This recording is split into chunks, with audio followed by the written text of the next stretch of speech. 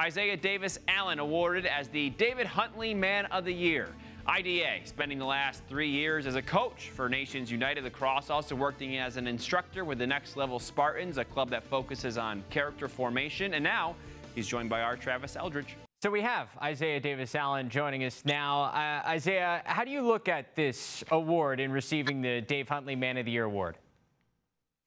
Well, my whole experience, I think, first off, I want to thank, my coaches, parents, teammates, all of them kind of made this happen. But with the current state, that our country's in, I feel like we felt like, we wanted to stand up and try to make a change in the overall sport. And I think that's what happened. And a lot of people just recognized how forceful I was, about it, as well as Chris, Chad, and Mark. You talk so much about what you guys did throughout the time in the bubble and the difficult conversations that you had. I wonder, what are your feelings now that you're a little bit removed from some of those conversations and where the things are? So I think, just being in the bubble, that conversation, that's exactly what it was. It was a conversation kind of after the fact. Now it's all about trying to draft something up and turn that conversation just into action.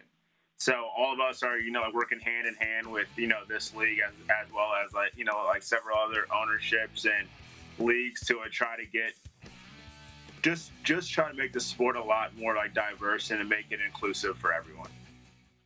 When you look at it, how satisfied are you with where the league is and where those conversations are now after probably the initial one was probably a little bit more difficult than I think a lot of people probably would have liked? I feel a lot better now, but I still feel like we have a long, way to go.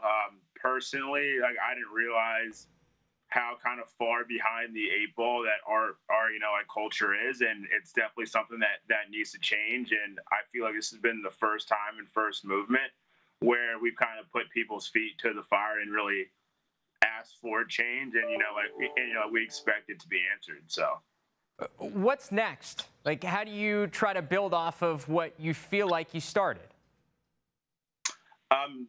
We need to be consistent and kind of how I said earlier, just holding people's feet to the fire and really pressing for change. And this needs to go from grassroots all the way up to the pro level.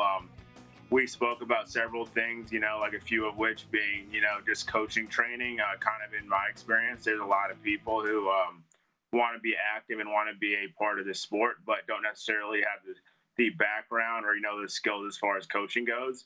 So that was kind of step one. And step two was anytime that there's a racial action, there needs to be some kind of standard of the consequence.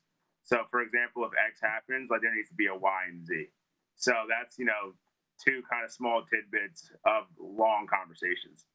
I'm glad you said that, and I was reading some of the Instagram posts that you had, and the one that stood out to me was your post where you ended it with, "I was asleep, but I'm awake now." And I wonder, with everything going on, I know my eyes were certainly open to different situations that I feel like I should have been more aware of, and I'm sure you have felt a similar way. And through your place in this sport, having played for Maryland and having a big following in terms of from playing at Maryland at the highest level and now playing professionally and having a chance to coach the youth of the sport, how has it changed your perspective on what you feel like your role can be? And has it changed since you were playing at high school and college to where you are now today? I would say that specific post, my experience was fairly positive through this whole sport, and through recent conversations over the last few months, I've realized that's not common for players of color. And in my opinion, I thought the sport was a lot more inclusive than what it actually was. So that's kind of what that post means. And I've always, I've been involved in PG County and I've been involved with the growth of the sport in general, but I kind of want the overall narrative to not be so much as, let's grow the sport so that everyone can make more money. That's not my goal. I want to grow the sport to make sure that it includes people from various backgrounds. So I feel like that's kind of the disconnect between what we've been saying and what kind of has been pushed nationally. How far do you think there is to go for the sport? You know, like I grew up playing hockey and swimming, so I'm no stranger to being the only person of color kind of in a bigger room. But this sport's got a long ways to go, and it's definitely a lot longer than what I thought it was based on the conversations the last 2 months. I mean, like some of which positive and, like some of which not so much.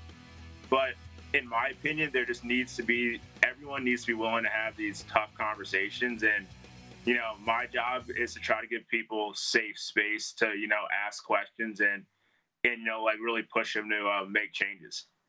When you look at your role, having a chance to coach some of the youth players coming up, how important is their perspective on things, especially when you look at the future of it? Because obviously there are certain people that can help make change now, but it only matters when it comes to the younger people coming up.